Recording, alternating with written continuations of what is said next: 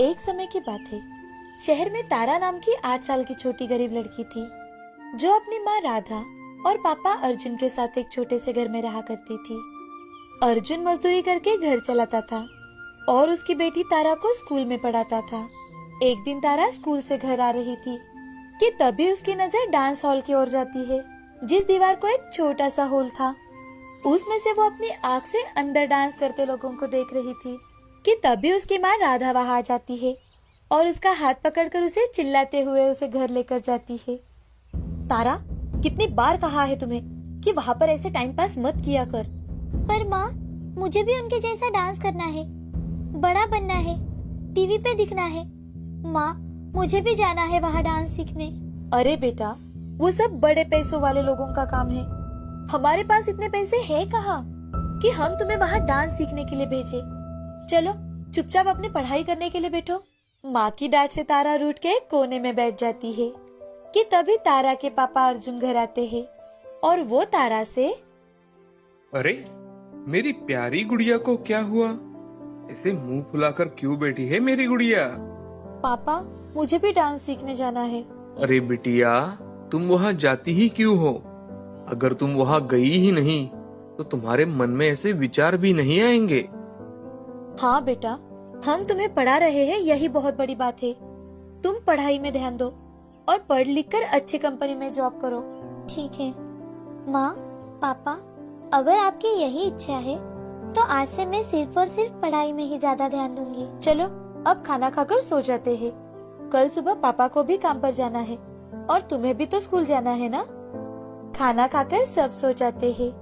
सुबह होते ही अर्जुन अपने काम पर चला जाता है और तारा अपने स्कूल। अब ऐसे ही उनका हर दिन बीता करता था। कई साल बीत जाते हैं। तारा के मन लगाकर पढ़ाई करने के कारण वो हर साल अच्छे नंबरों से पास होती है। तारा की पढ़ाई में प्रगति देखकर अर्जुन और राधा भी बहुत खुश थे। अब तारा का कॉलेज भी खत्म हो जाता है और एक दिन तारा को कॉलेज की तरफ से एक बड़ी कंपनी से इंटर्नशिप के लिए कॉल आता है और उसके बाद वो लोग तारा की काबिलियत देखकर उसे अच्छी पगार वाली नौकरी भी ऑफर करते हैं। तारा बहुत खुश हो जाती है और अपने माँ पिताजी से कहती है, माँ, पापा, मुझे एक कंपनी से इंटर्नशिप के लिए कॉल आया है, जिसके बाद वो लोग मुझे अच्छे पगार वाली नौकरी भी देने वाले हैं। पापा, अब आपको इतनी मेहनत नहीं करनी पड़ेगी। ये खुश खबर सुनकर अर्जुन और राधा की आंखों में से आंसू आ जाते हैं। अरे वाह बेटी, ये तो बहुत अच्छी खबर सुनाई तुमने। देखा राधा, मेरी छोटी सी गुड़िया अब कितनी बड़ी हो गई है। अर्जुन और राधा तारा को गले लगा लेते हैं और राधा भगवान के सामने दिया लगाने जाती है। लेकिन पापा। हाँ बेटा, बोलो, क्या हुआ है? पापा, वो इतनी अच्छी कंपनी में इंटरव्यू के लिए जाने के लिए मेरे पास एक भी अच्छी ड्रेस नहीं है। बिटिया, तुम उसकी फिक्र मत करो। शाम को घर आते समय तुम्हारे लिए एक अच्छी सी ड्रेस लेकर आऊंगा मैं। काम पर जाते ही अर्जुन अपने मालिक के पास जाता है और उनसे, मालिक, वो दरअसल। हाँ अर्जुन, बोलो, क्या कहना चाहते हो? मालिक, क्या मुझे कुछ पैसे उधार मिलेंगे? मुझे अपनी बेटी के लिए ड्रेस लाना था। ठीक है, पर पैसे समय पर जरूर लौटा देना। जी मालिक, धन्यवाद मालिक। अर्जुन अपना सारा काम पूरा कर घर आते वक्त तारा के लिए एक अच्छी ड्रेस लेकर आता है। दूसरे दिन सुबह तारा माँ पिताजी का आशीर्वाद लेकर इंटरव्यू के लिए निकलती है। जैसे ही वो रास्ते से जा रही थी, तभी उसकी नजर फिर से उसी डांस क्लास की तरफ जाती है और उनकी आवाज सुनकर वो फिर से हर रोज की तरह उस छोटे से हॉल से झांक कर देखती है कि आज वहाँ पर इतना ज्यादा शोर क्यों है। अरे अब हमारा क्या होगा? जो मेन डांसर थी उसका ही पैर टूट गया है। अब शो कैसे होगा हमारा? आज के आज हम कैसे अरेंज करेंगे ये सब? तभी तारा धीरे से दरवाजे के पास जाकर खड़ी होती है। क्या मैं आपकी कुछ मदद कर सकती हूँ? तारा की बात सुनकर वो सारे लोग उस पर हंसने लगते हैं कि ये गरीब लड़की उनकी क्या मदद करेगी। कौन हो तुम और तुम क्या मदद करोगी हमारी? सर, आप मुझे एक चांस तो देकर देखिए। अच्छा ठीक है, तुम्हें दिया चांस, अब दिखाओ हमें डांस करके।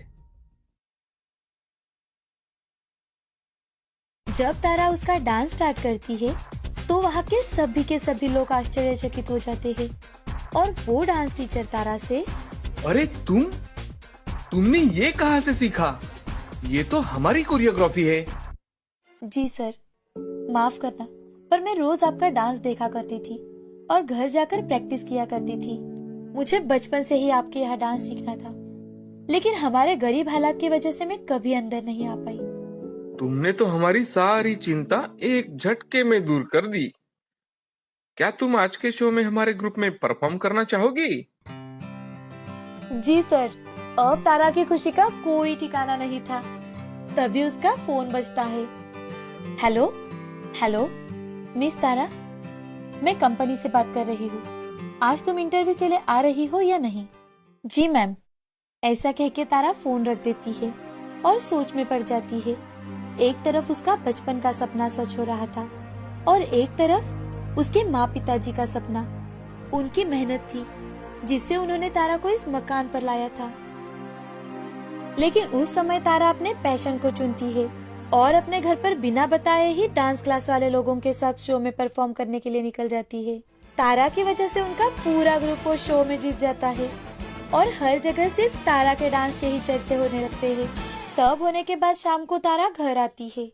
अजी सुनते हो, अपनी तारा आ गई, देखो तो। अरे बेटा, आ गई तुम? आओ आओ बैठो और बताओ, कैसा गया तुम्हारा इंटरव्यू? तुम्हारा सिलेक्शन हुआ या नहीं? पापा, वो दरअसल तारा को कुछ भी समझ में नहीं आ रहा था कि वो अपने माँ पिताजी से कैसे सच कहे। वो उन्हें दुखी नहीं करना चाहती थी, पर वो उनसे झूठ भी नहीं बोलना चाहती थी। इसीलिए तारा ने उन्हें सारी बात बता दी। अरे तारा, तुमने ये क्या कर दिया? कितने दिनों बाद घर में खुशी आई थी। अरे ये सब करने से पहले एक बार अपने पापा के बारे में तो सोच लेती। अर्जुन बहुत दुखी हो जाता है और वो वहाँ से उठकर बाहर चला जाता है। जैसे ही अर्जुन बाहर निकलता है तो गांव के 2-3 लोग उससे मिलते हैं और वो अर्जुन से, अरे अर्जुन भाई, क्या बात है, तुम्हारी तारा तो टीवी पे आ गई। ये सब कैसे हुआ? पर कुछ भी कहो अर्जुन, क्या डांस किया है तुम्हारी बेटी ने, वाह, मानना पड़ेगा भाई। हाँ हाँ अर्जुन भाई, तुम्हारी तारा ने तो अपनी बस्ती का नाम रोशन कर दिया।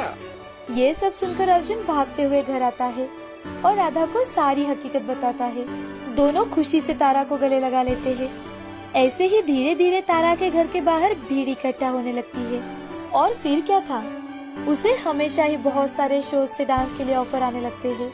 ऐसे ही करते करते तारा बहुत फेमस डांसर हो जाती है।